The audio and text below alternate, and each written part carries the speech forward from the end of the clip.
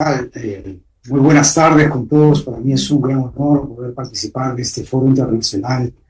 todas las voces en concierto de la Yala, y con este tema importantísimo para todos nuestros pueblos, la comunicación como un derecho humano. Sean mis palabras un sentido homenaje a los mártires del periodismo peruano, los 8 periodistas que buscaban la verdad en las alturas del Churajay y que hasta ahora no encuentran justicia.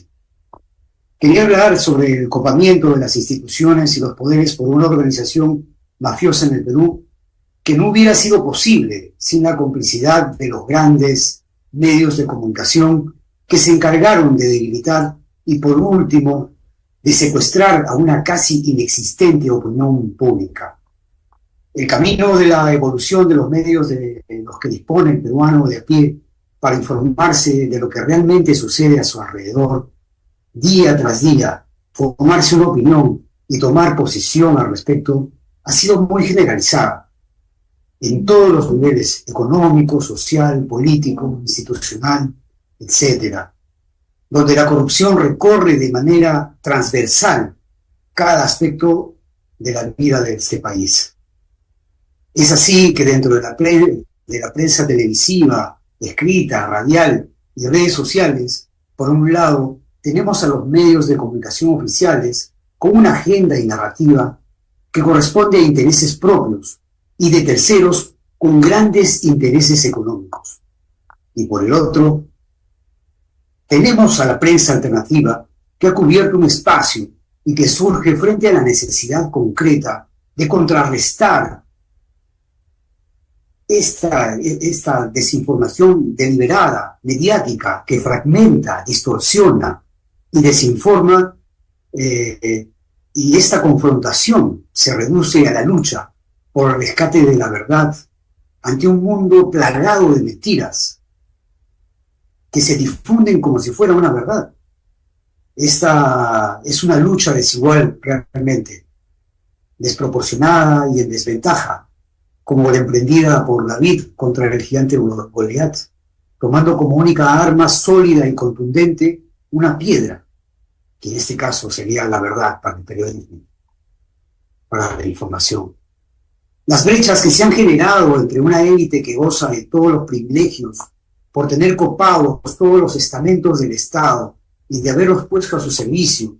y del otro lado, a la gran población indefensa, carentes de recursos, y que se han visto obligados a sobrevivir del día a día, son brechas que, aunadas a un racismo revivido con nuevos bríos, han causado una profunda división que alcanza ribetes difíciles de superar,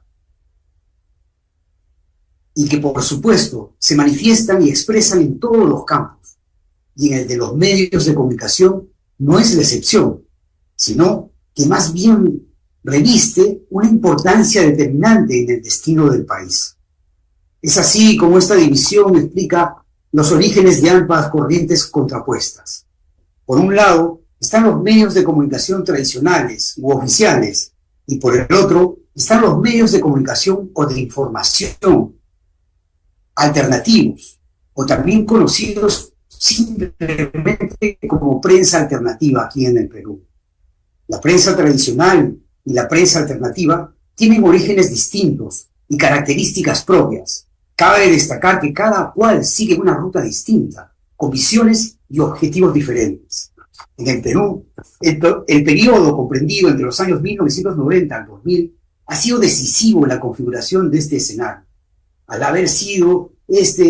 un periodo caracterizado por la polarización de los medios y posteriormente la difusión de la corrupción a través de la exposición de los denominados Vladimireos,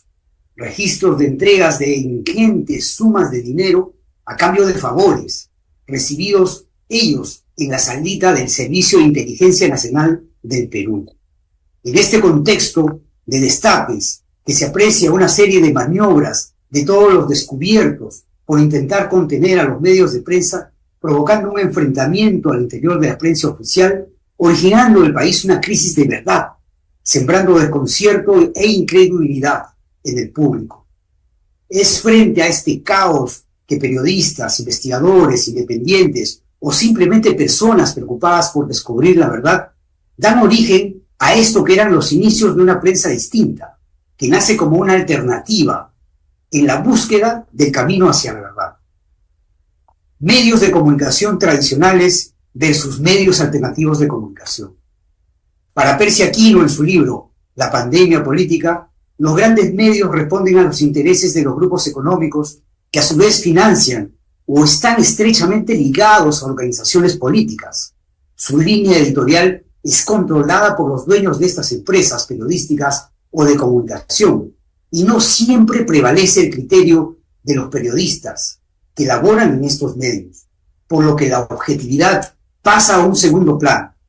y la información no es necesariamente tratada con transparencia, dejando de ser un bien público, como debería de ser. En el Perú, además, los grupos económicos no solo tienen la posibilidad de controlar la línea editorial de los medios, sino también los contenidos, la forma de entretenimiento que le ofrecen al público y toda la narrativa que deforma a los ciudadanos, siempre con la justificación de que ellos sobreviven y que crean estos contenidos porque responden al rating o a lo que les gusta a la gente. Existe una forma de hacer periodismo con contenidos copados por chismes y frivolidades que se dan en todo el mundo, pero de la forma que se da en el Perú se originan dos diferencias bien marcadas en esa relación entre los medios y el público. La primera es que en estos países donde la educación escolar tiene contenidos relacionados con valores, ciudadanía y democracia, el consumo de esa información frívola o de simple entretenimiento resulta menos nocivo en nuestro Perú. En cambio, hay una gran falencia en la formación de los alumnos de la educación pública y una buena parte de la educación privada, con lo que los grandes medios ofrecen como entretenimiento y que contribuye a que tengamos jóvenes que conocen más de chismes de farándula y cada vez menos de las cuestiones importantes de la historia, la cultura o el destino de nuestro país. La segunda diferencia en la forma en que se maneja la noticia y los hechos está envilecido a la denominada gran prensa. Durante el gobierno de Fujimori hubo un tiempo en el que el dinero pagado sin ningún disimulo por Vladimiro Montesinos causó a la televisión y a los diarios escritos de circulación nacional vendieran su línea editorial, tanto para avalar y sostener este régimen corrupto como para ensuciar o tirar barro a sus opositores. A gran diferencia de otros países, en el Perú, esa línea periodística responde a un monopolio mediático, donde los principales medios concentran la propiedad en un solo grupo de dueños, que tienen los mismos intereses que la clase política dominante. Es harto sabido que una alta concentración del mercado de medios reduce la pluralidad de los puntos de vista políticos, culturales y sociales. Este nivel de concentración mediática, la estructura de propiedad de los medios de comunicación, utilizados como vehículos de influencia de los grupos de poder económico, además de constituir una barrera al pluralismo informativo, posibilita el predominio de ciertas visiones y discursos sobre la economía y la política, sobre los conflictos sociales y sus causas, entre otros aspectos de trascendencia para la sociedad y el país. Los grandes medios concentran también la gran mayoría de la publicidad de los organismos del Estado, asegurando así que así sean fieles voceros de las políticas de gobierno, pero siempre que éstas sean alineadas con los intereses de los grupos económicos y financieros a los que están vinculados. Pero si el gobierno difiere de esas diferencias o reduce la torta publicitaria, estos mismos medios que antes los apoyaban pasan a la oposición. Ejemplos en el gobierno de Martín Vizcarra y muy notoriamente en el del maestro Pedro Castillo Terrones. A este punto, ya los grandes medios han poca objetividad, al punto que los diarios se convierten en panfletos de los partidos políticos con los que mantienen afinidad. El periodismo se desvirtúa y se convierte en una propaganda de quienes controlan los medios. Ejemplo de esto es la posición que adoptaron los medios al apoyar las acciones de la expresidenta Dina Boluarte al desinformar sobre las motivaciones de los conflictos del país. Además, en embellecimiento de la gran guerra haciendo apología de la violencia. Ya termino con esto. Revertir esta situación no es imposible, pero depende de que los detengan el poder y sobre todo mejorar la educación pública, que es indispensable para el país. En este escenario que irrumpe un sector en la búsqueda de una mayor independencia y pluralismo, conocido como comunicación alternativa, medio alternativo de información o simplemente prensa alternativa, esa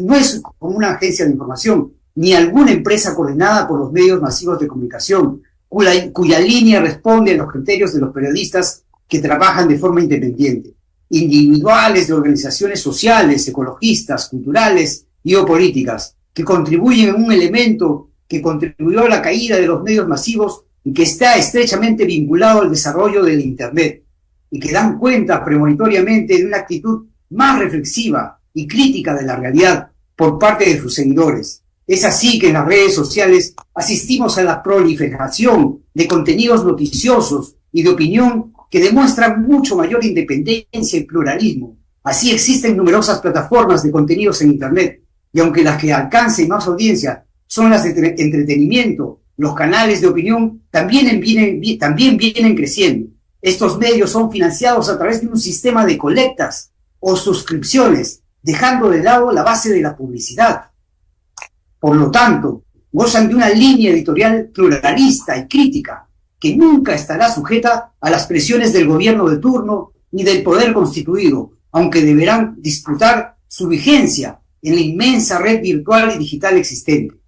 Gran parte de este naciente grupo mayormente joven, proveniente de formación de otras disciplinas y autodidactas, imbuidos de un sentimiento colectivo por ejercer un periodismo independiente, soberano y con valores que brillan por su ausencia en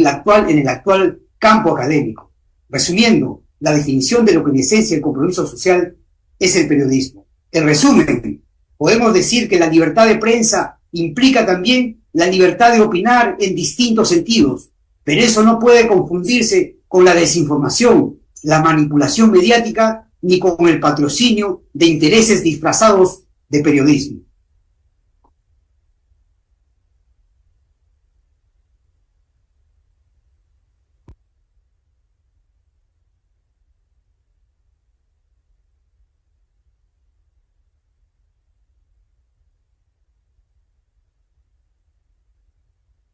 Buenas tardes, ¿cómo están?